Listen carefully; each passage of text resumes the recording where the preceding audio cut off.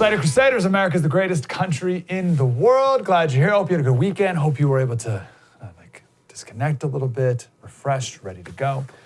Tons to do. Obviously, my biggest frustration right now is that we can't do it all. It's only an hour-long show, but we have hours and hours of stuff to talk about. So I want to start here. We're going to talk about rage for a little bit. They call it blind rage for a reason. It's something it's good to avoid. Matthias Baldwin. He owned a small machine shop in Philadelphia around 1820s or so. Grew up to become Baldwin Locomotive Works, one of the largest manufacturing companies in the United States. They built trains. I think we have a picture of his statue that was attacked this weekend. His statue was attacked and defaced in Philadelphia where he lived. And then, good! Get the racist slave owner! Take him down! Except he was a philanthropist, and in 1835, he donated money to start a school for black kids and paid the teachers out of his own pocket, and was also an outspoken abolitionist. Actually, Southern Railways boycotted his trains because he hated slavery so much, and he actually argued that black people should vote in the 1837 Constitutional Convention in Pennsylvania. But take him down anyway! This is Joe Walsh. He's a member of the Friends of Matthias Baldwin Park. He said Matthias hired blacks in his shops when this was not the norm. He was Black Lives Matter before there was a slogan. But let's take down the statue just the same. Whittier, California. Do we have a picture of the John Greenleaf? It's the statue of John Greenleaf. He was there you go, yeah, take him down. Black Lives Matter, man. He was a Quaker abolitionist poet. That was his claim to fame. Because you could almost see just totally nutso Black Lives Matter people saying, oh yeah, but the trains that Matthias made were used to transport Slayer cotton or whatever. But John Greenleaf was just a Quaker abolitionist poet. That's all he did. Maybe you've seen pictures of the memorial of the 54th Massachusetts Regiment in Boston was vandalized. That was the second only all-black regiment of the Civil War. Rioters in Philly also vandalized a memorial in Philadelphia's Civil War soldiers and sailors. So I just want to be clear, these protesters, they're defacing memorials to Union soldiers who fought and died to end slavery. Joe Walsh, that same Parks guy, said the irony of vandalizing a monument to those who died to end slavery is lost on the morons who don't know their history. Yeah, it's a mix of don't know their history and don't care, because to them it all has to be destroyed. There's no time for nuance here. There's no time for whoa, he was an abolitionist poet. It all has to be destroyed and torn down. That's the point. That's what critical theory is. We're going to spend a lot more time moving forward here on the academic foundational truths of what's happening here, but this is all under the umbrella of it's called critical theory. And then from that, there's different branches: critical race theory, critical gender theory, blah, blah, blah, all these different things. So critical theory, it's been around since mid-'80s, and it's really obviously ramped up last about decade or so. But critical, in this context, means to deconstruct, to dismantle. You hear the word disrupt a lot, and really just destroy. And start from scratch with everything. So you take so critical is in contrast to what's traditional. So we have your traditional theories, your traditional history, your traditional views of gender, et cetera. And then you have critical theory, which comes in and just destroys all of it and starts from scratch. I want to play a video here. That's why statues are being torn down, right? We got to tear it all down. I want to play a video here just to prove this point. This is a school in South Africa. In South Africa, they have what they call the fallist movement. Same thing, everything must fall, that's the point. The real name of the movement is Rhodes Must Fall, R-H-O-D-E-S, Rhodes Must Fall, named after Cecil Rhodes, the Rhodes Scholarship. He was the late 1800s, he was the prime minister of what's now South Africa, when it was a British colony. He was the founder of Rhodesia, Rhodesia, which is now Zimbabwe and Zambia. So he represents British colonization, white colonization, and therefore all Western genocide, right? Including science. So this is a fallist student, and you see the panel of all these fallist students talking to the science faculty at this university. I know this is kind of hard to hear and understand, and it's going to make your brain explode, but do the best you can. It's 1 minute. Here it is. Western modernity is the direct antagonistic factor to decolonization, because Western knowledge is totalizing.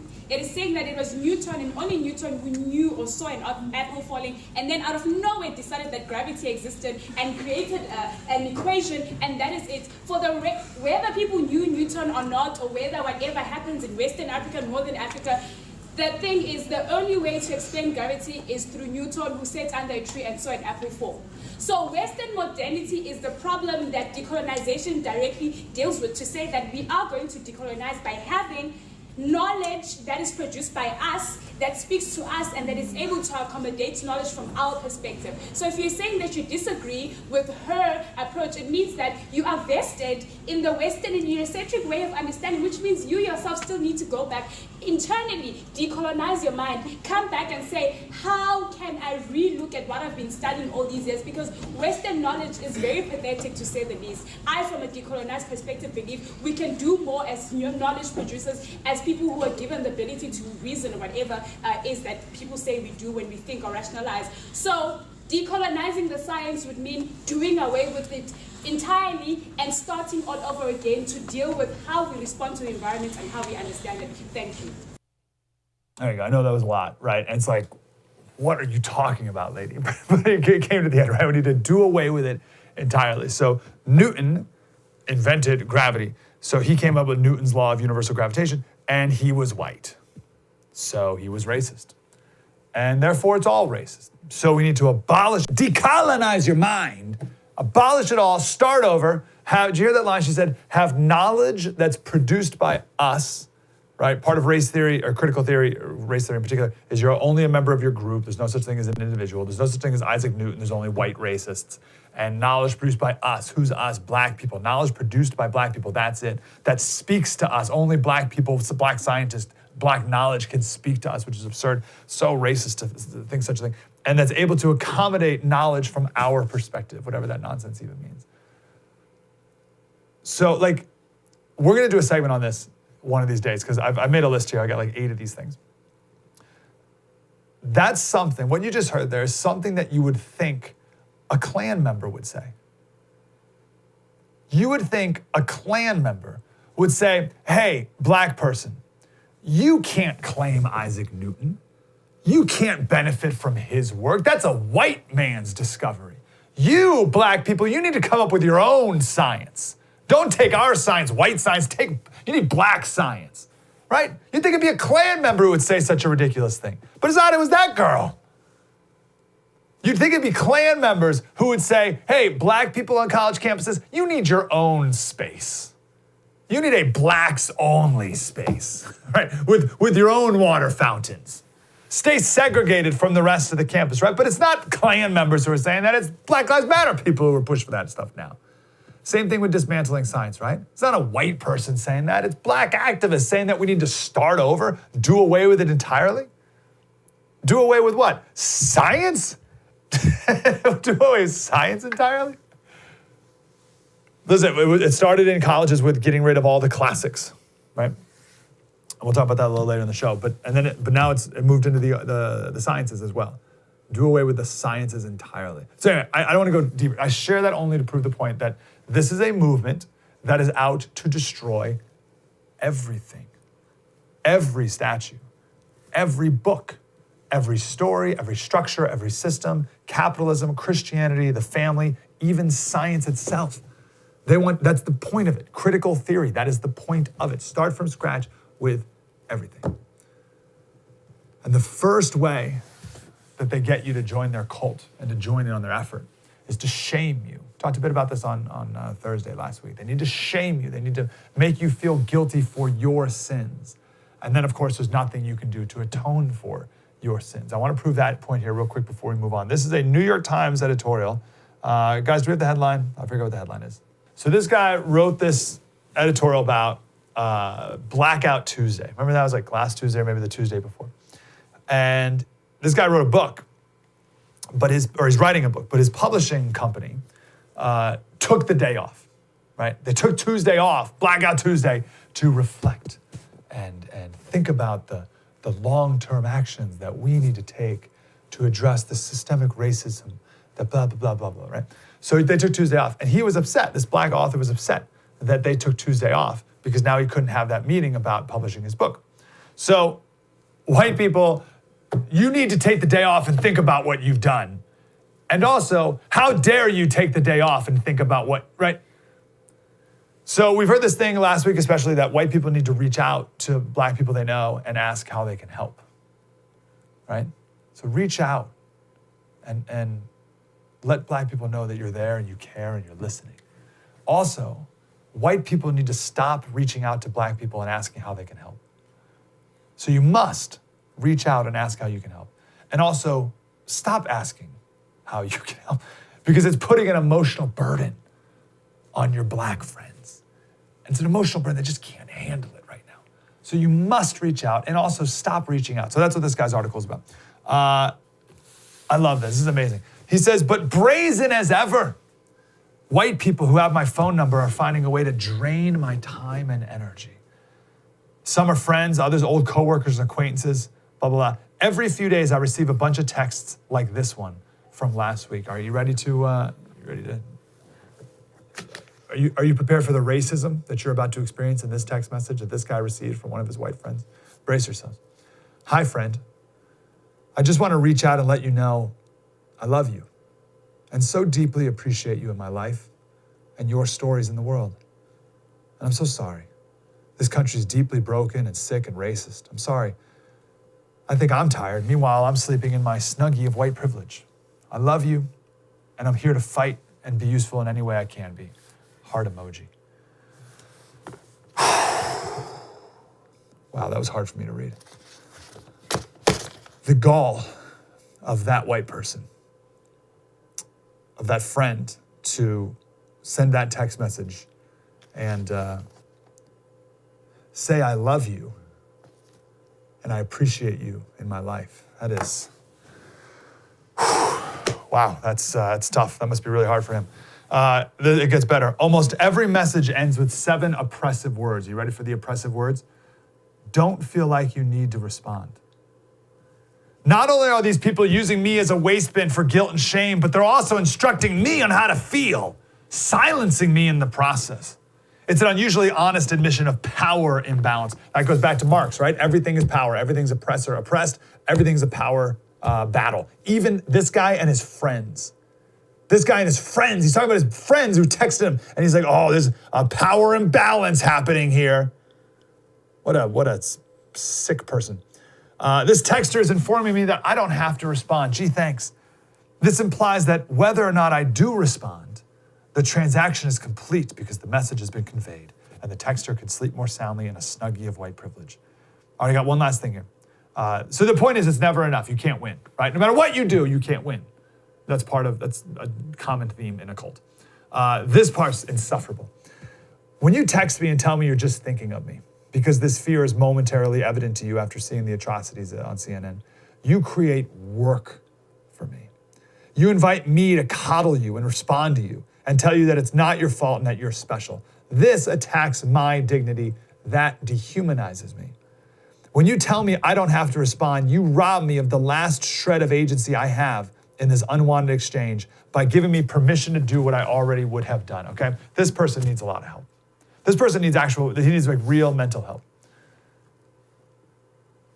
But you hear this a lot. You're gonna hear a lot of, so first, like Tom Cotton's editorial, we can't publish that because it puts me in danger. It endangers me. That's one thing. There's another one, it endangers me. There's a second one, I forget, it'll come to me in a second. And then the third one you hear a lot now is, the second one is a burden. This puts a burden on me, an emotional burden. Oh, I have to relive the trauma. If you ask me what's racist, you're making me relive trauma. And then the fourth one is this one, I'm tired. You hear that a lot from these activists. I'm so tired, I'm exhausted. I can't handle it. Right? A person needs help. First of all, he's living just in wild, irrational fear, and he's a jerk. And when he has successfully pushed away all of his friends, he's gonna blame them, right? He's gonna blame them for being racist, and he's gonna be this huge victim, when really he's just the most insufferable person that anyone's ever met. That was a New York Times editorial. I gotta go here. We're super late. I got more examples of this game that you can't win. Don't play games you can't win. We'll do more next. Mike Slater, true story. Spread the word.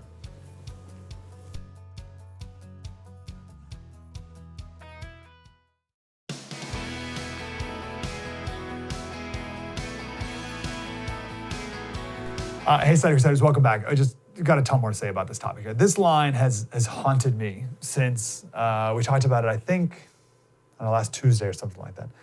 We talked about this book, How to Be an Anti-Racist. It's the second most popular book right now behind White Fragility. So this is one of the lines from the book. He says the most, I think do we have it on the screen? Yeah, the most threatening racist movement is not the alt-right's unlikely drive for a white ethno-state. The most threatening racist movement is the regular Americans' drive for a race-neutral one. Isn't that amazing? Like, that is so obviously contradictory to Martin Luther King Jr.'s message of, I have a dream, right, that my 4 little children one day live in a nation where they'll not be judged by the color of their skin, but by the content of their character. Right? That's the exact opposite message. But it's not only that one like line that MLK had, right? Like, there's so many speeches and sermons that he gave to that very same effect. On my radio show, we read one of his sermons where he talked about how white power is a bad thing, but so is black power, right? You can't replace white power with black power and call that victory, right? So the idea that we're going to have a race-neutral society is the biggest threat in America today. So that's the premises of his book is you are either racist. Well, okay, so the premise of white fragility is there's 2 people, racist people and racist people. You're either racist and admit it, or you're racist and you're too emotionally fragile to admit it. This How to Be an Anti-Racist guy, pretty similar. His are, you're either racist or you're actively fighting against it, which means joining the Black Lives Matter movement and everything else that they stand for as well, deconstructing everything that we talked about in the last segment. So you're either racist or you're anti-racist, there's no in between. This is, and no colorblind, right? You can't be like, oh, well, I'm just gonna treat everybody equally. No, you're any more than that. I'm going to judge everybody by the content of their character. No, you mustn't. You must only judge people by the color of their skin, just the way we want you to judge them by the color of their skin. So this is a new documentary that's out about Bret Weinstein. Do you remember this guy? I hope you do, and I hope you follow him. He's great. So back in 2017, he was a professor at Evergreen State in Washington. And students have this tradition called Day of Absence.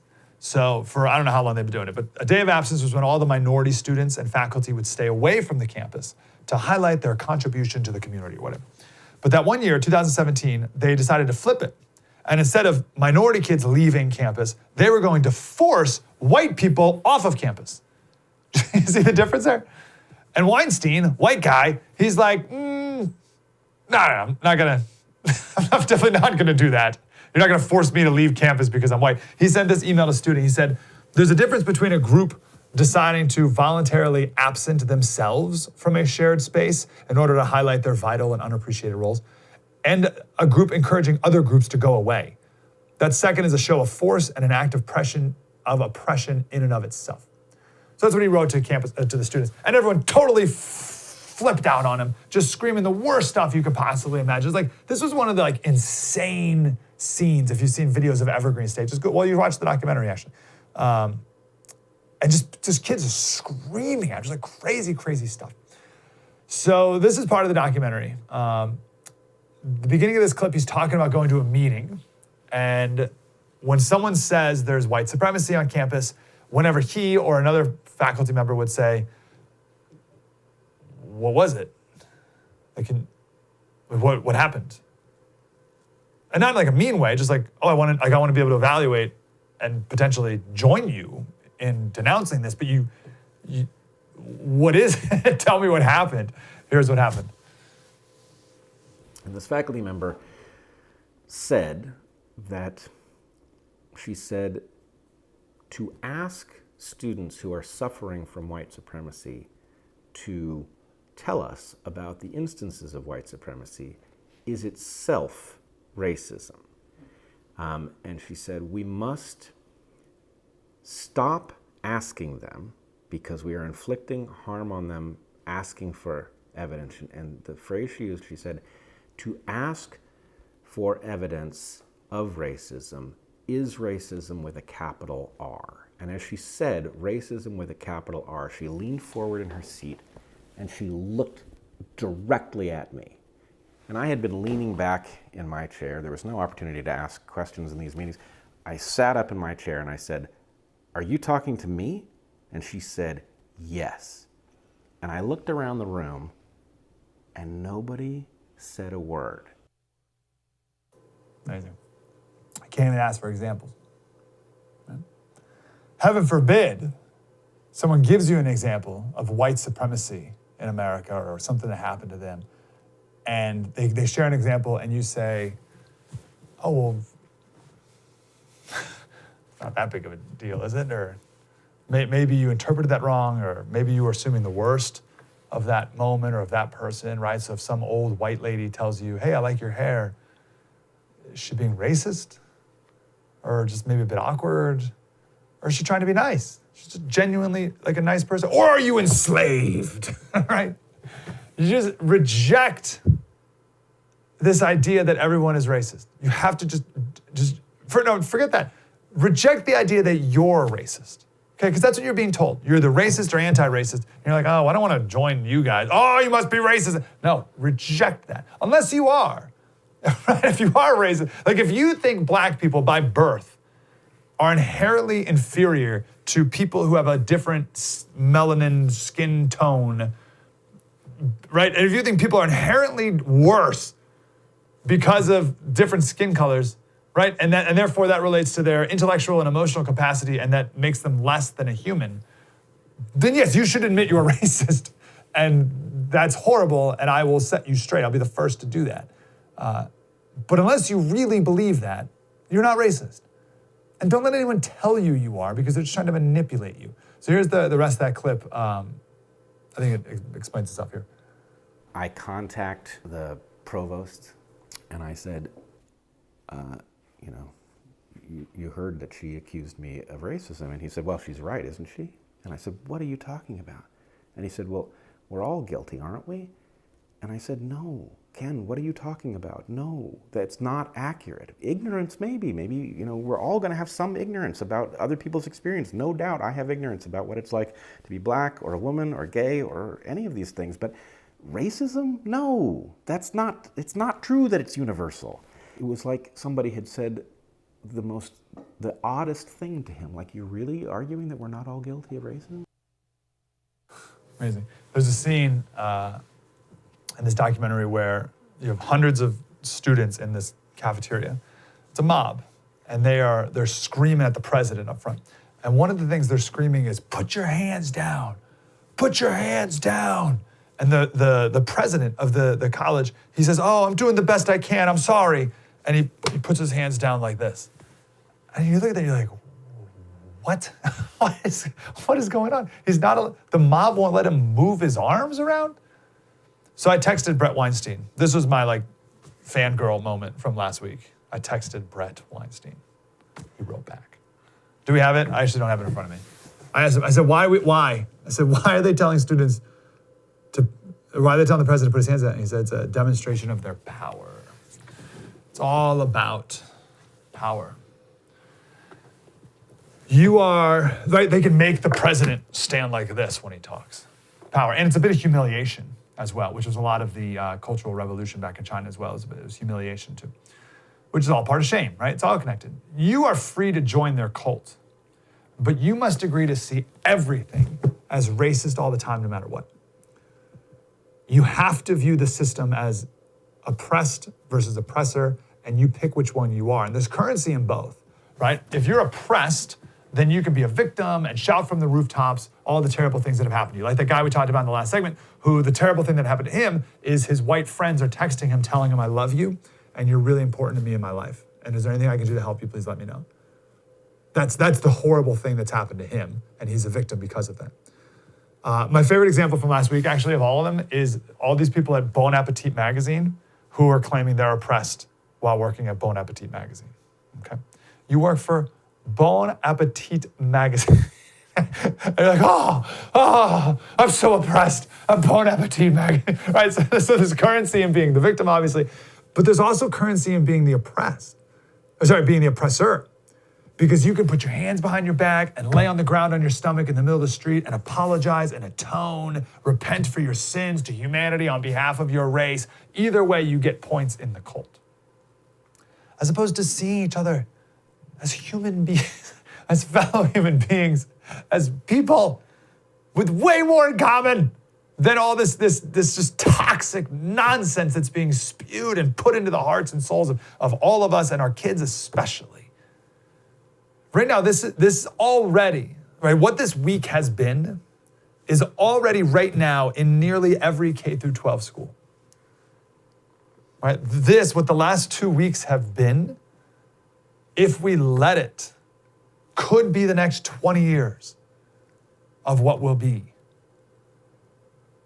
I think I said this last week, but it's true. This disease, this virus, this cult, it's spread further and deeper than COVID could ever imagine. True story. Mike Slater, spread the word.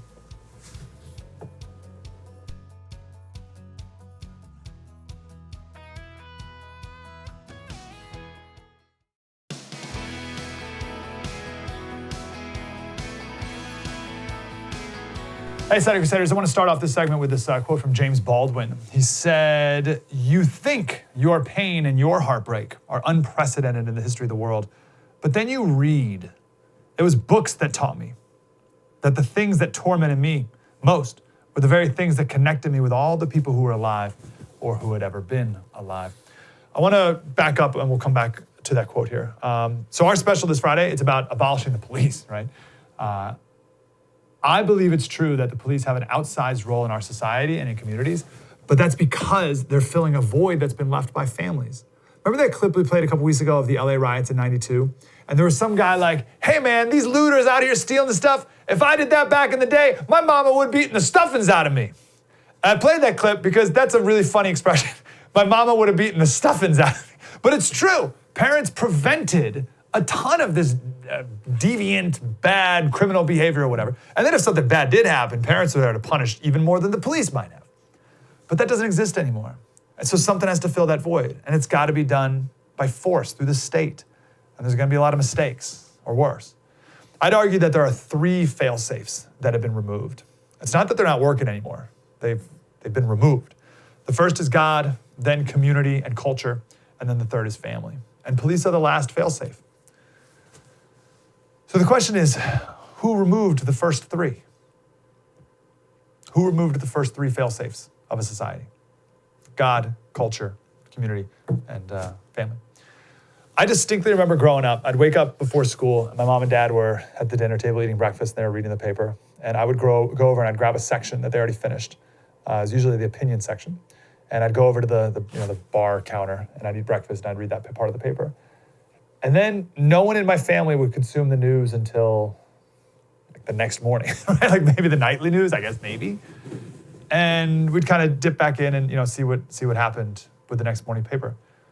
I don't think we've thought deeply about the barrage of news that we have today. Because it happened so quickly. Most of human history, think of like a medieval city, right? Medieval town, from time to time, the town crier would come by and like herald the news, and you would listen attentively because you haven't seen the town crier in like a couple weeks, right? And everyone would be, what's going on in the court or whatever. Now imagine that the town crier screams in your face all day long.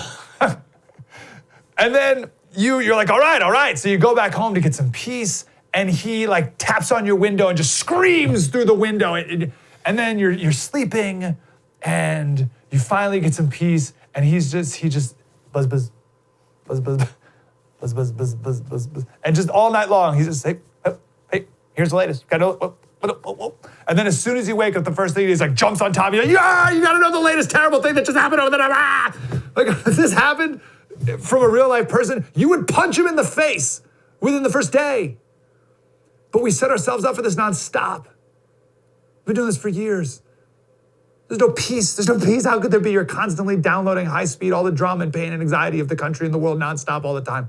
So what do? There's a difference between being informed and information. Being informed, to me, I would think of that as more wisdom, right? Information's more like latest breaking news nonstop all the time. Here's a quote from Hugh Jackman I just came across. He said the other way, he was asked in like Vogue, I think, how are you getting your news?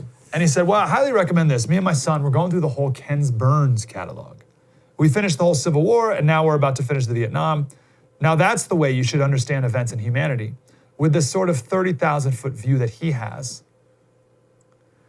And that brings me back to the James Baldwin quote. You think your pain and your heartbreak are unprecedented in the history of the world. But then you read, and you get that bigger perspective. And now it's not about information. It's about being informed.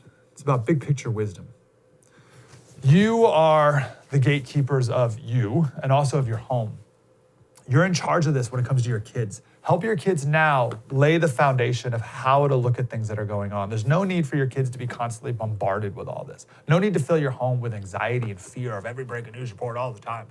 This is the time to lay the big picture, principled foundations for your kids so that when they do get older, they can analyze events that are happening way better.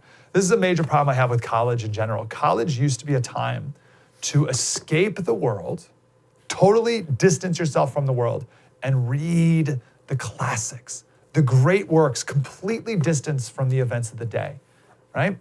You escape the world so that you could read Aristotle's Ethics and Plato's Republic and Euclid's Elements and the Iliad and the Odyssey and Augustine's Confessions and Shakespeare and C.S. Lewis and all the great works in human history, as many as you can fit in 4 years, and Dante and Virgil, all the rest, so that you're now equipped, right? Now you have this massive tool chest to pull from when things are happening in the world, right? You go off, you're in college, you get all these tools, and then you go out into the world and you're ready now.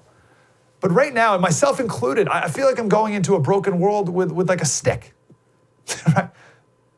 Or to go back to the first segment, there's so many kids today who are armed with a bottle of spray paint. And if your goal is to deface statues because that's all you know what to do, then you're going to deface every statue. You see a statue of some white guy and you're like, oh, let's spray paint it. And no one's there to say, no, wait, that guy was a Quaker abolitionist poet. Or no, wait, that was the black regiment of the Civil War that helped end slavery, right? You don't have that because all you got is a spray paint. So you just got to tear everything down. You got one tool. But the more you read, the more wisdom you have, the more you're armed with. Well, you're armed with the armor of God, right? Ephesians 6, the belt of truth, the breastplate of righteousness, the shield of faith, the helmet of salvation, the sword of the Spirit. And right now, our K through 12 system, even, it's just activist training school. It's activist training school, an aggrieved activist training school. So we send kids out, we throw them into the world, and we're shocked when they become activists. The only tools that kids leave with is how to be oppressed and victimized and how to march. So of course, they're gonna go be oppressed, pretend to be victimized, and march. It's all they know how to do. Maybe for some extra credit, they'll light something on fire. Coming up, Professor Vincent Racaniello. True story, Mike Slater, spread the word.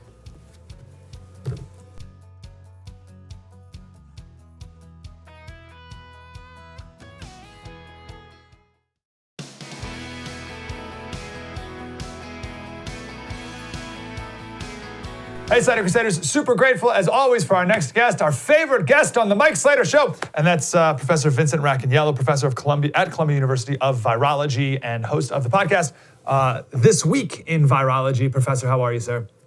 I'm well, thank you. Good morning. Good. Glad you're here. So let's start. I got a bunch of sciencey questions, but let's start here. Because last week there was this report that the WHO says there is no asymptomatic spread, which is a pretty big humdinger if that's the case. But then it's like, oh no, wait, there is. And I was confusing and I didn't even know what was going on there. Did you follow that? What's the deal with asymptomatic spread? Okay, yes, I did follow that. And I'm sorry the WHO has stumbled in saying there wasn't any. There is asymptomatic spread. That's why this is a difficult virus, because a lot of people have either very mild, asymptomatic. Let's define symptoms. Yes. What is a symptom? Because when we talk about infectious disease, we talk about signs and symptoms, right? A symptom is what you feel, and only you can feel. A doctor can't feel that. So if you have chest pain, doctor doesn't know it unless you tell them, right? That's a symptom. Whereas a sign is something that the doctor can measure, like a virus in your nose or something like that. Okay, so an asymptomatic infection means you don't feel anything. You feel okay. And there's no question that SARS-CoV-2 can infect you and you don't feel anything and you can spread the virus. That's why this is a nasty virus. the original SARS, SARS-1, back in 2003, that was only transmitted at the peak of symptoms, okay? And that's mostly when you were in the hospital. And so that was very easy to contain. This one is tough because a lot of people are not feeling anything, or maybe a mild cold. They don't think about it, and they're out and about spreading the infection. It certainly happens. WHO was wrong saying it didn't happen, okay? So what was the confusion from the WHO? Or did they say something in the media, misconstrued it, or what happened with that? They essentially misspoke because we don't know the exact amount of asymptomatic spread, but there certainly is it. And they said, well, we don't know. We haven't been able to measure it, so there can't be any. They were just wrong. They misspoke. They had a person speaking who normally is pretty good, and she misspoke. But there is clearly asymptomatic spread. Public health people all over the world know this. And so the WHO, they walked it back a day or two later. Yeah. So they said we were wrong. Too late though, right? Yeah, too late for that, unfortunately. So what's your hunch on how much spread there is asymptomatically? Enough to be concerned, obviously. That is a great question. Now, I think it's pretty high. What is pretty high? We know 80% of infections with this virus are pretty mild, okay?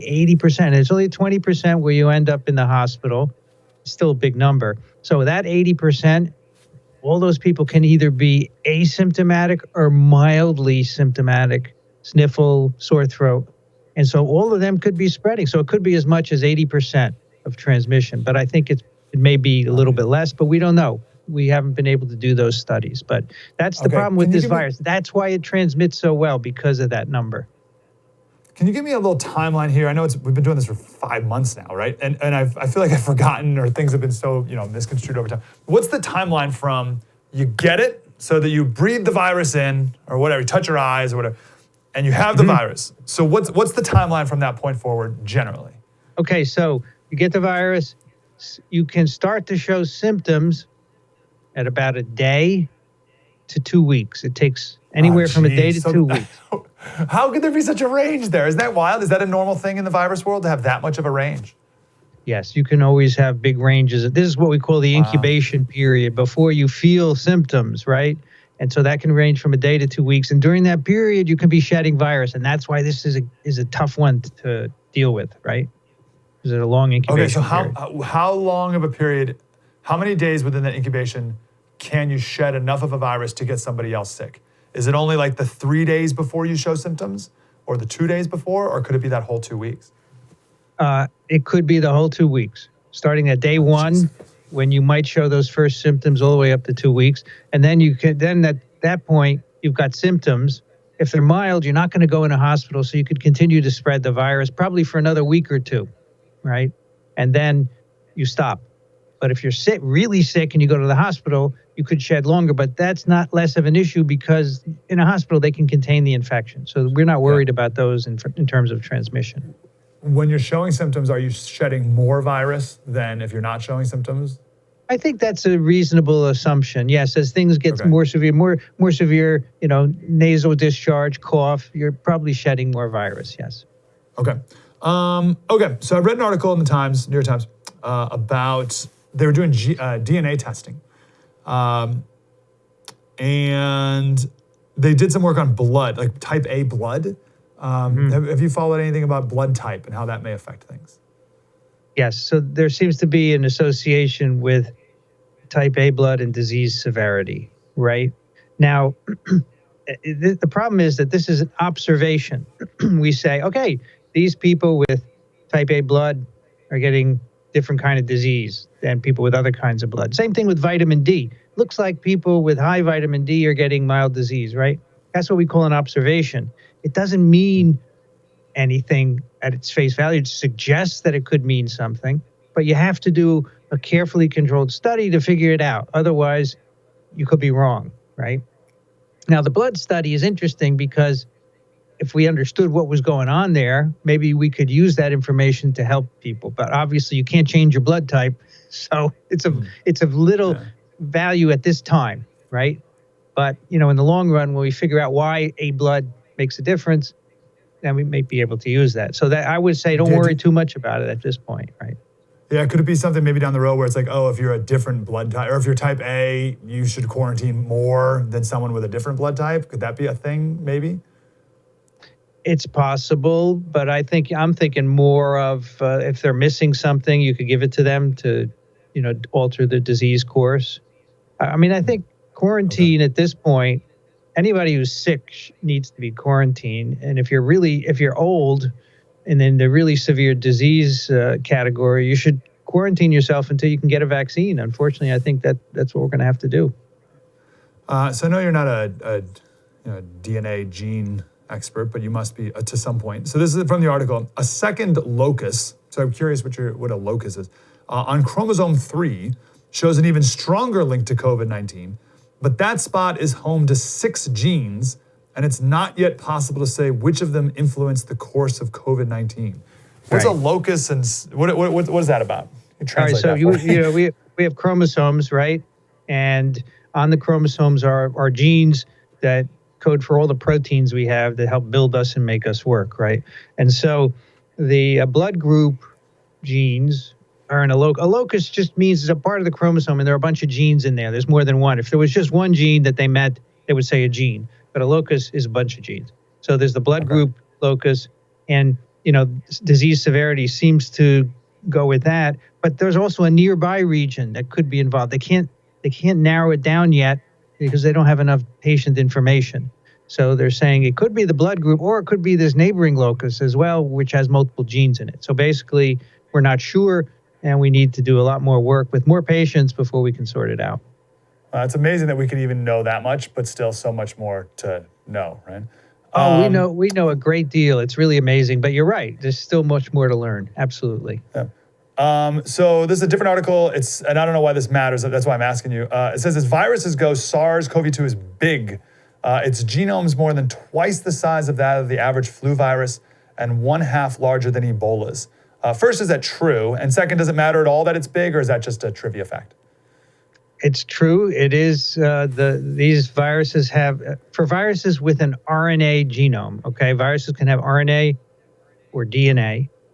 For viruses with an RNA genome, SARS-CoV-2 is among the biggest. That's for sure. So what does that mean? It means that there are a lot of proteins encoded. There are a lot of genes, right, in there, including genes to mess you up, potentially. So it does have relevance because there can be genes that make the disease worse. So that's why it's important. So it has more tools in its toolbox to harm you. You said it beautifully. Fair? Beautiful. There you go. Perfect. No, I got an A from the professor. Unbelievable. The highest grade I've ever gotten in college. Nice. So now, is there a flip side to that? Is it because there's more tools it has to harm you, are there also more vulnerabilities it has to be harmed? Another A. Great job. Oh, I'm crushing it today. We should end the call here, Professor. Like, take next Monday off, okay? Yes, that's a good point. So you can, not only it has more tools, but there are more ways we can mess with it. And that's one of the things we're working on in my lab. We've taken one of those genes, and we're going to see if we can mess with it and harm the virus. So yes, you're absolutely right. Yep. What are you doing? What gene are you taking? How are you going to attack this guy? One of the many genes is just called number 8, and it seems to be lost in some people who are getting COVID-19, in Singapore in particular. And we're wondering if this gene, when you take it out, makes the virus less virulent, less able to cause disease. And so maybe doing that would make a good vaccine strain, and we're trying to figure out how it's working. We're trying to understand the mechanism. How do you possibly do that? Oh, it's very cool. So what we did was we took the gene and we said, what does the protein bind to or interact with in the cell? We found all these other proteins, and they seem to be part of the immune system of the cell. And so we're thinking this protein is messing with the immune system. And so that's what we're following up now. Yeah. With what tools? You know what I mean? Like how do you even begin to do such a thing? Like, that just amazes me. So I'll tell you, How do you do? I can tell you what tools. So we can infect mice with this virus. We can take out that gene and see if it makes a difference. Now, at Columbia, we can't do that yet because we don't have a facility to infect mice under BSL-3 conditions, but they're building it, and they tell us it'll be ready in August. So that's cool. But really, we can even, what are those conditions? Is that like a safety lab? condition? Yeah, so you work with viruses under 4 levels of safety: 1, 2, 3, and 4. Where 4 is like Ebola, the highest, where you're in a space suit and so forth.